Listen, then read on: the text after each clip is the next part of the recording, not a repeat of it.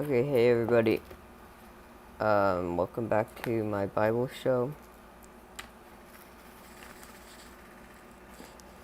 Hopefully get through a big chunk of Genesis here. This is an important part. We're gonna get this,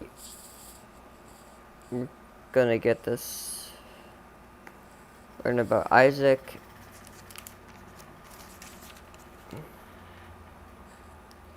Gonna learn about Jacob and Joseph sold into slavery, and then Egypt.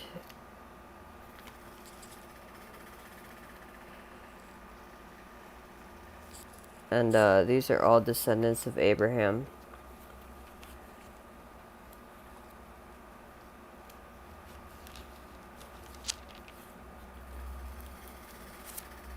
So let's begin.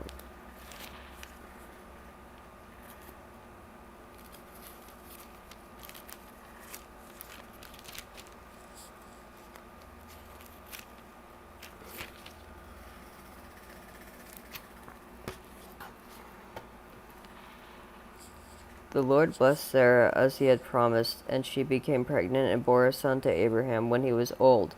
The boy was born at the time God had said he would have been born. Abraham named him Isaac, and when Isaac was 8 days old, Abraham circumcised him, as God commanded. Abraham was 100 years old when Isaac was born. Sarah said, God has brought me joy and laughter. Everyone who hears about it will laugh with me. Then she added, Who would have said to Abraham that Sarah would nurse children? Yet I have borne him a son in his old age. The child grew, and on the third day when he was weaned, and on that day when he was weaned, Abraham gave a great feast.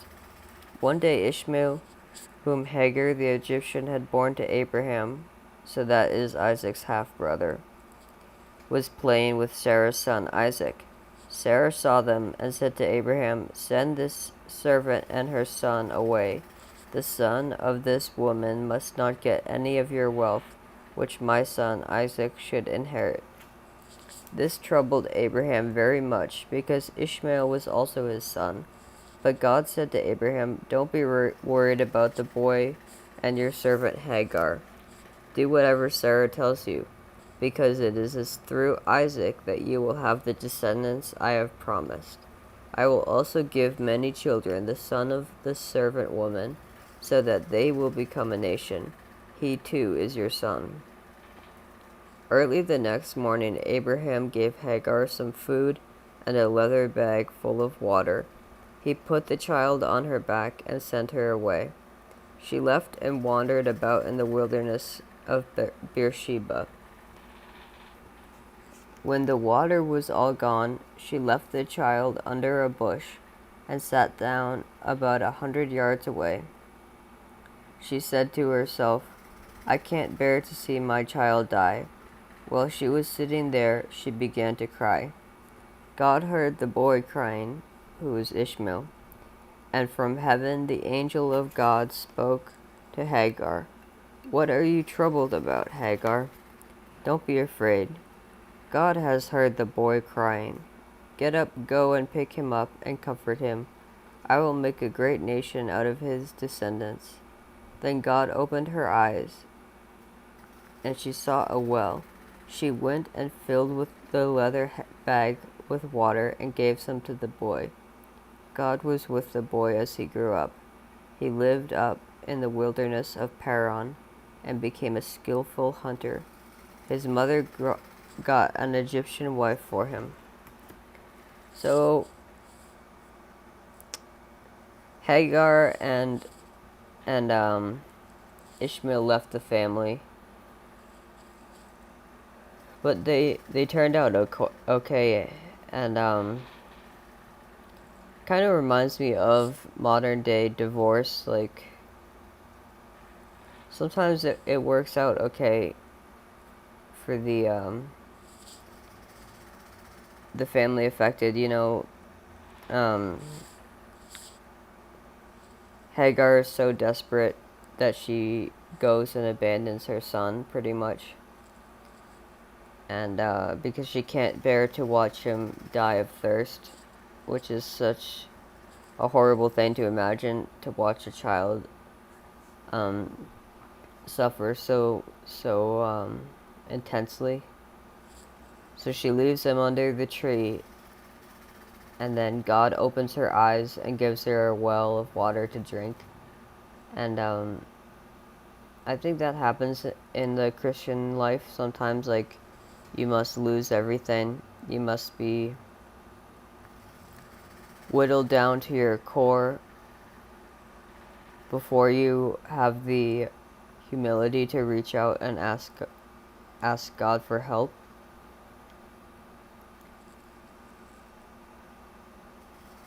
And here in Hagar, he helped her, and he gave her a promise too, that he would give them a nation of descendants.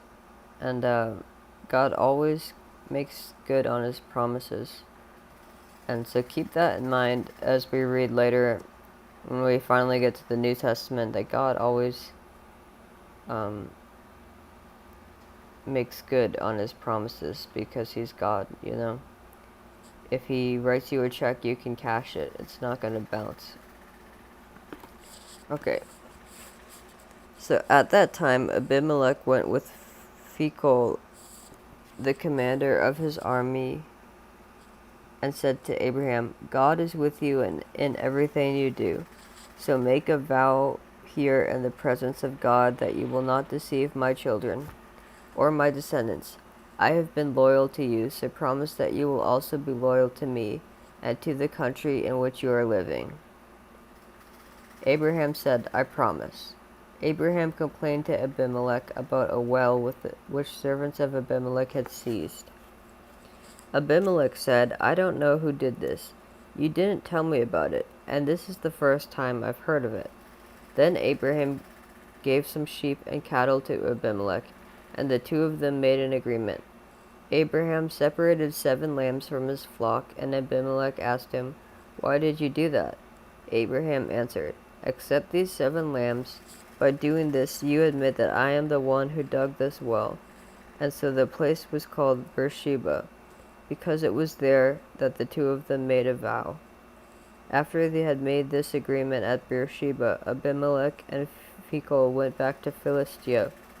Then Abraham planted a tamarisk tree in Beersheba and worshipped the Lord, the everlasting God. Abraham lived in Philistia for a long time. So the well that Hagar, that eventually saved Hagar and Ishmael,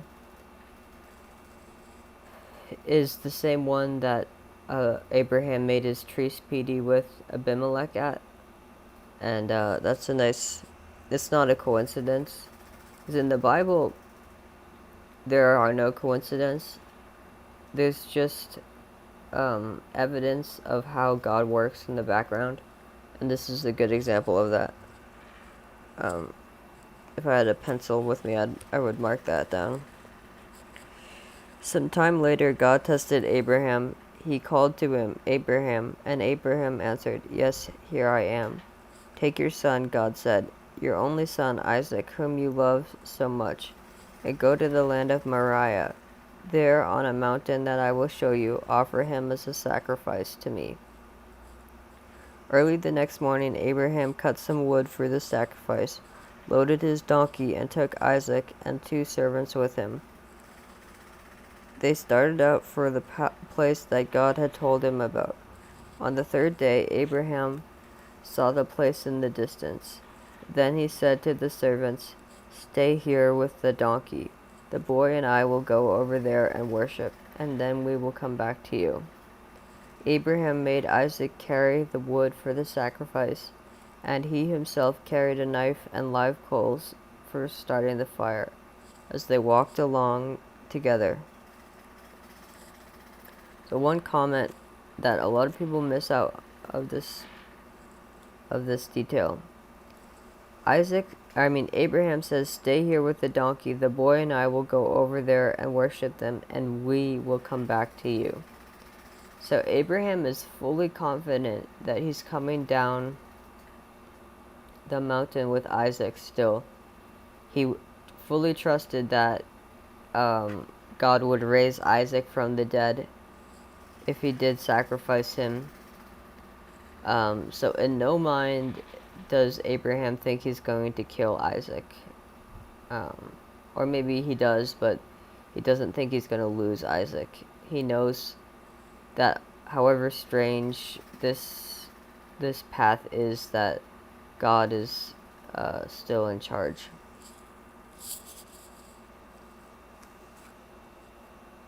If that makes some sense.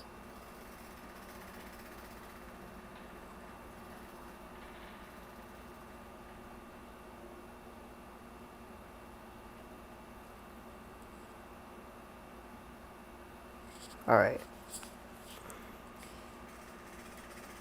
Isaac spoke up. Father. He answered,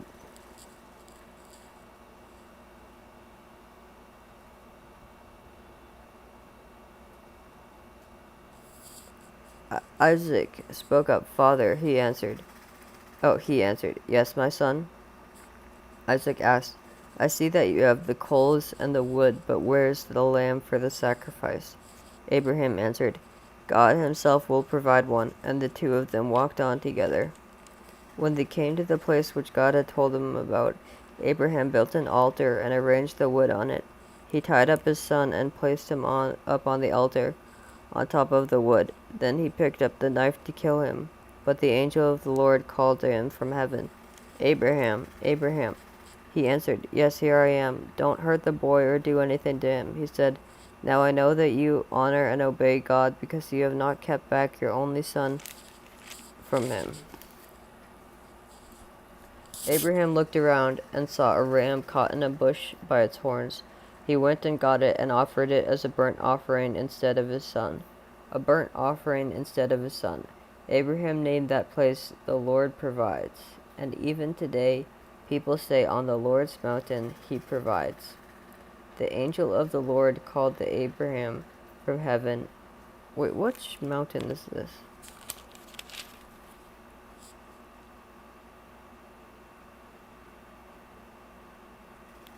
It just says it's in Moriah. It doesn't tell you what mountain it is. Abraham looked... Okay, yeah. Okay. The angel of the Lord called to Abraham from heaven a second time. I make a vow by my own name. The Lord is speaking, that I will richly bless you, because you did this and did not keep back your only son, and did not keep from me. I promise that I will give you as many descendants as there are stars in the sky, or grains of sand along the seashore. Your descendants will conquer their enemies.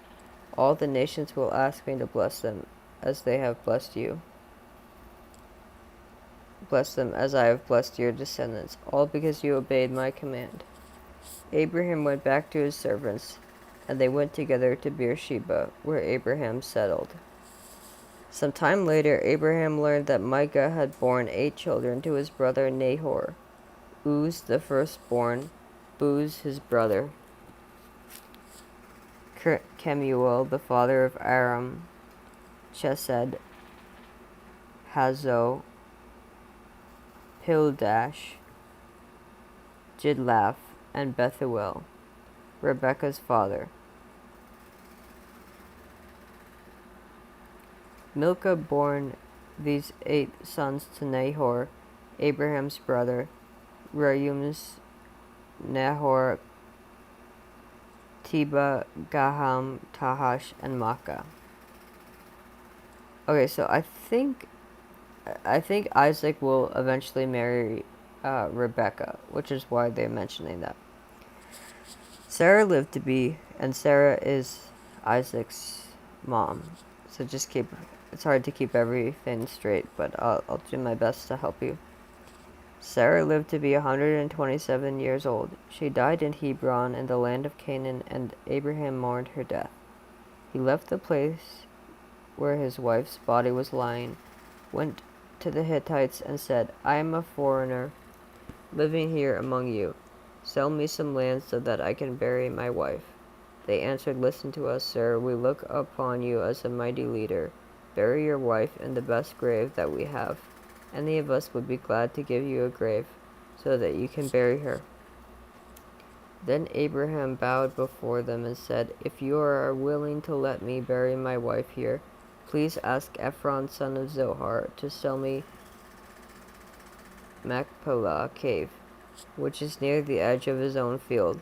Ask him to sell it to me for the full price, here in your presence, so that I can own it as a burial ground." Ephron himself was sitting with the other Hittites, all the meeting place at the city gate. He answered in the hearing of everyone there, "Listen, sir, I will give you the whole field and the cave that's in it. Here, in the presence of my own people, I will give it to you so that you can bury your wife." But Abraham bowed before the Hittites and said to Ephron, so that everyone could hear, "May I ask you, please, to listen? I will bury the whole field. Accept my payment, and I will bury my wife there. I will buy the whole field." Ephron answered, "Sir, land worth only 400 pieces of silver. What is that between us? Bury your wife in it." Abraham agreed and weighed out the amount that Ephron had mentioned in the hearing of the people, 400 pieces of silver, according to the standard weights used by the merchants. That is how the property which had belonged to Ephron at Machpelah, east of Mamre, became Abraham's. It included the field, the cave which was in it, and all the trees in the field, up to the edge of the property. It was recognized as Abraham's property by all the Hittites who were there at the meeting. Then Abraham buried his wife Sarah in that cave in the land of Canaan. So that field which had belonged to the Hittites and the cave in it became the property of Abraham for a burial ground. So I only got through 3 chapters, but I think that's all I want to do right now.